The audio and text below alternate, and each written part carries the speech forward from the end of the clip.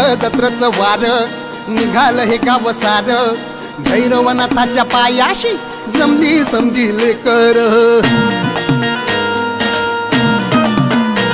हे सुटलं जत्रचं वार.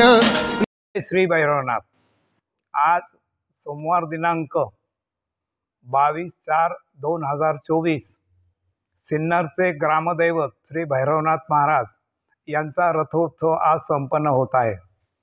त्या भैरवनाथ महाराजांची संपूर्ण इतिहास सांगण्यास मला मोठा आनंद होत आहे. मी त्यांचा इतिहास थोडक्यात कथन करत आहे. श्री भैरवनाथ महाराज सिन्नरचे ग्रामदैवत याचं मूळ स्थान ढग्या डोंगराच्या पायथ्याशी सिन्नरपासून 4 किलोमीटरवर आहे मूळ स्थान. त्या ठिकाणी पूर्वी पाचोरे घराण्यातील एक सासूरवासीन गोऱ्या वेचायला जात असे. डोक्यावर ओझं उचलण्यासाठी त्या ठिकाणी कोणीच नव्हतं. तिने भैरवनाथाचा धावा केला. देव त्या ठिकाणी तिच्या धावेला उपस्थित झाले आणि तिला त्यांनी ओझे उचलण्यासाठी मदत केली. त्यानंतर देव म्हणाले, बाई मी तुला पोहोचवायला तुझ्या घरापर्यंत येतो, फक्त मी तुझ्या मागे राहील, तू मागे वळून पाहायचं नाही. त्याप्रमाणे ती बाई डोक्यावर ओझं घेऊन त्या स्थानापासून सिन्नरकडे यायला निघाली. सरस्वती नदीच्या काठी आल्यावर तिला वाटलं आता गाव आलं, पाहू आपण मागे वळून देव आपल्या पाठीशी आहे की नाही. तिने मागे वळून पाहिले. देव तिथेच होते आणि ते म्हणाले होते, मी जे मागं वळून पाहिलं तर मी तुझ्या घरी येणार नाही. मग देव सिन्नरच्या सरस्वती मंदिराच्या काठावर त्या ठिकाणी स्थानापन्न झाले आणि आज तेव्हापासून सिन्नर गावात हे ग्रामदैवत सरस्वतीच्या काठी आहे. या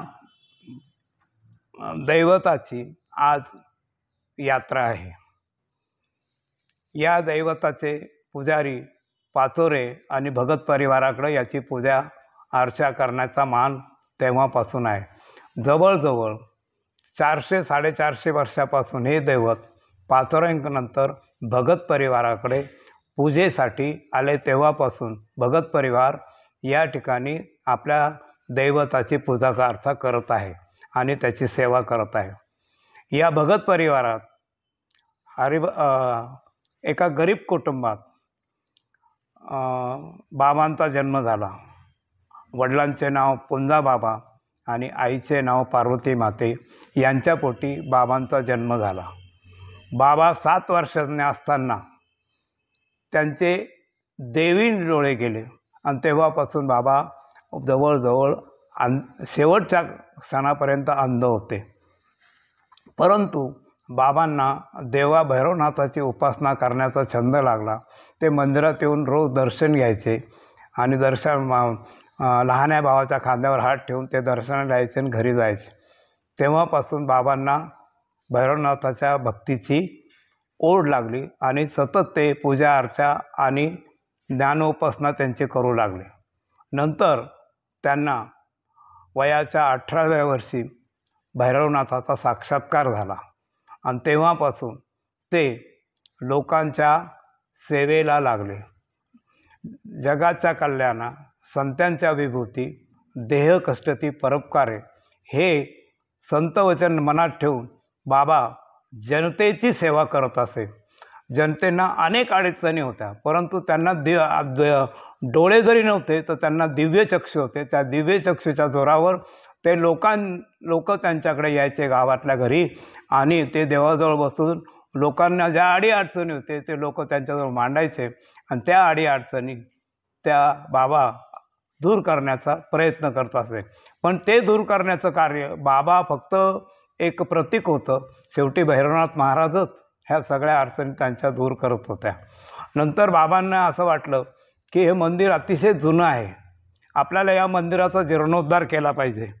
म्हणून बाबांनी त्या मंदिराचा जीर्णोद्धार करून त्यांच्या भक्तगणांना आव्हान केलं.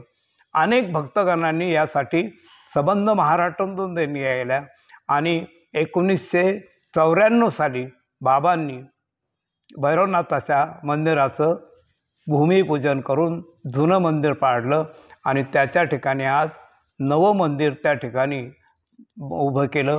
4 वर्ष त्या मंदिराला लागले. हे मंदिर त्या काळामध्ये 1994 साली ते 98 साली अवघं 45 लाखाचं आहे. आज त्या मंदिराची किंमत काही कोटींनी होईल. हे बाबांचं सर्वात मोठं कार्य आहे. पण हे कार्य बाबांनी निमित्त होते.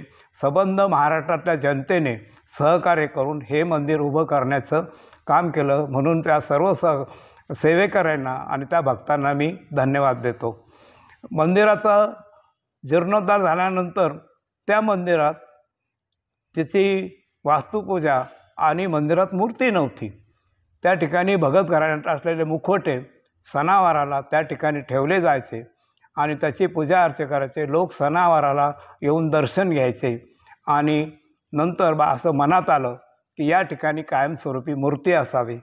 म्हणून 79 साली आता बाबांचे धाकटे बंधू शिक्षक येते मी स्वतः बोलणारा. माझ्या मनात आलं की या ठिकाणी संगमरवरी मूर्ती कायमस्वरूपी करावी. म्हणून मूर्तीची संकल्पना ही त्या ठिकाणी मग ते भैरवनाथाचा खूप अभ्यास करून त्याची कोसी मूर्ती बनवायची. अशी मूर्ती त्या ठिकाणी बनवण्यासाठी ती मूर्तीचा एक चित्र काढून ते चित्रातून फोटो काढून सिन्नरचे उद्योगपती श्री बाबूशेठ सारडा ते आपले भक्तच होते भैरवनाथ. त्यांच्याकडे मी गेलो आणि तो फोटो दिला आणि त्यांना सांगितलं की आपल्याला अशी अशी मूर्ती तयार करायची. त्याप्रमाणे त्यांनी तो फोटो जयपूरला पाठवला आणि जयपूरवरून 79 साली ही मूर्ती तयार होऊन आली. आज जी मंदिरात आहे ती असा या मंदिराचा इतिहास आहे. आपला मूर्तीचा इतिहास आहे. त्यानंतर तेव्हापासून बाबांनी असं ठरवलं की त्या प्राणप्रतिष्ठेच्या दिवशीपासून बाबांनी हरिनाम सप्ताह मंदिर परिसरात सुरू केला. बाबांनी हा सप्ताह सुरू केला. त्या सप्ताहाला यावर्षी 45 वर्षे पूर्ण होऊन पुढच्या वर्षी 46 वर्षे होतील. एवढं सातत्याने हे धार्मिक कार्य बाबांच्या माध्यमातून सुरू झालेले आहे. आज ह्या बाबांना जाऊन आज 3 वर्ष झाले. परंतु बाबांचे परंपरा त्यांचे पुतणे हरिभक्तपरायण विलास महाराज हे संपूर्ण या मंदिराच्या पूजा अर्चेचं सप्त्याचं काम ते बघतात. ते मोठ्या मनाने बाबांचा वारसा विलासभाऊ चालवता हा आमच्या कुटुंबाला आणि बाबांना अभिमानाची गोष्ट आहे. तेव्हापासून या सप्त्यात बाबांच्या विनंतीला मान देऊन महाराष्ट्रातल्या अनेक संत महात्म्यांनी आपल्या प्रवचन सेवेने आणि कीर्तन सेवेने लोकांना हरिभक्तीचा मार्ग दाखवला. हरिभक्तीला त्या ठिकाणी हरिभक्ती करण्यासाठी लोकांना प्रवृत्त केलं आणि या सप्त्याच्या माध्यमातून समाजातील लोकांना संस्कार करण्याचं कार्य येणाऱ्या संत मंडळींनी केलं. हेच खरं संत मंडळीचं कार्य. त्यानंतर बाबांनी सतत हे कार्य चालू ठेवलं. लोक बाबांकडे यायचे तेव्हा त्यांच्या अडीअडचणी बाबा दूर करायचे. त्यानंतर या ठिकाणी आज भैरवनाथ महाराजांची यात्रा आहे. त्याची रथमिरवणूक आपण गावातून काढतो.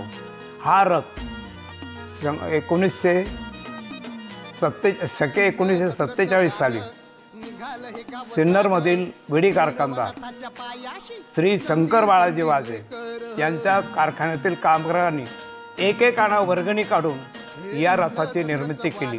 आज या रथाला 78 वर्ष झालेले आहे. 98 वर्ष झालेले आहेत या रथाला.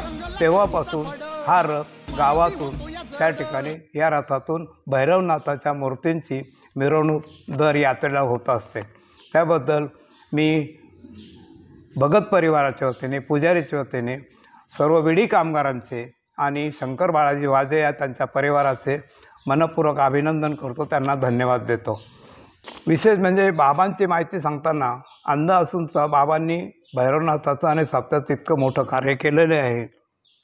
बाबांचा जन्म थोडक्यात सांगतो. हरिभक्तपरायण त्र्यंबक बाबा भगत यांचा जन्म हरतालिकेच्या दिवशी सुमारे 1932 साली झाला. वयाच्या 28व्या वर्षी हरतालिकेच्याच दिवशी त्यांचा मृत्यू झाला. म्हणजे त्यांचा जन्म आणि मृत्यू हा एकाच दिवशी झाला. अशी विशेष म्हणजे संतांचा जन्म ब्रह्ममुहूर्ताला असतो. बाबांचा जो जन्म झाला तो ब्रह्ममुहूर्तालाच झाला आणि परलोकगमनसुद्धा स्वर्गगमनसुद्धा बाबांचं ब्रह्ममुहूर्तावर झालं.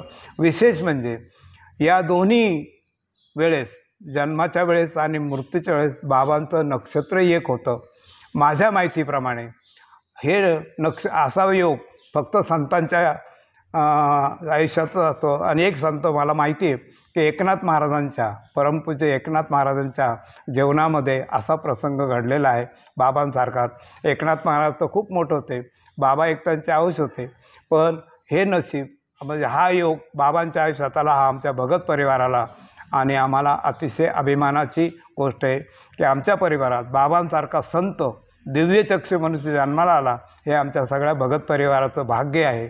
आम्हाला खूप आनंद होतो. बाबांबद्दल सर्व लोक अतिशय आदराने बोलतात. बाबा अतिशय नम्र आणि अतिशय मितभाषी आणि एकदम सुस्वभावी होते. सर्व लोकांची त्यांनी अगदी उत्तम प्रकारे त्यांच्या प्रयत्नाने सेवा केली. मी बाबांच्या चरणी नतमस्तक होतो. आज आपण श्री भैरवनाथाची यात्रा संपन्न करत आहोत. त्या यात्रेचा वर्णन मी थोडक्यात आपल्यापुढे सादर करत आहे. पहाटे 3 वाजता भगत परिवारातील पुजारी भैरवनाथाची पूजा अभिषेक करून पूजा अर्चा करतात. त्यानंतर भैरवनाथाचे मुखवटे तिथून सजवलेल्या रथामध्ये त्यांना बसवतात, स्थानापन्न करतात. तिथंही पण रथात त्या मूर्तींची पूजा अर्चा होते. त्यानंतर सकाळी 6 वाजता रथाची मिरवणूक भैरवनाथाच्या मंदिरापासून निघते. ही मिरवणूक सकाळी 6 वाजता निघाल्यानंतर नाशिक वेस, त्यानंतर सोनारदेवी मंदिर, मुंगे गल्ली, त्यानंतर सीतारादेवी मंदिर, त्यानंतर गंगावेस या ठिकाणी ती मिरवणूक आल्यानंतर तिच्यामागे शेकडो कावडीधारक त्या ठिकाणी गंगेचं पाणी घेऊन त्या कावडेधारक तिच्या मागे येऊन मिरवणुकीत सामील होतात. त्यानंतर गंगावेशीतून हा रथ लाल चौक, महालक्ष्मी मंदिर, त्यानंतर व्यापारी बँक, नंतर शिवाजी चौकातून पुढे वावी विशीला हा रथ जातो. त्यानंतर वावी विशीतून नंतर हा रथ लोंढे गल्लीमध्ये भद्रकाली मंदिर आणि बजरंग दलाच्या तिथून हा रथ तिथं जातो. तिथून तो रथ पुढे न्हावी गल्लीतून त्यानंतर तो रथ पुढे जाऊन जुन्या म्हणजे वेशीतून गावठ्याकडे जातो.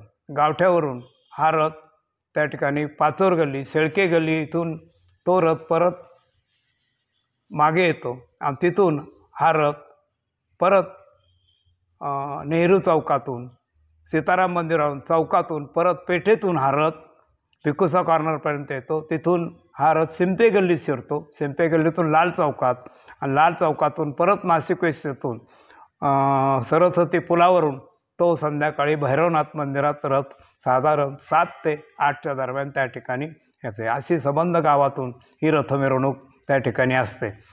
त्यानंतर रात्री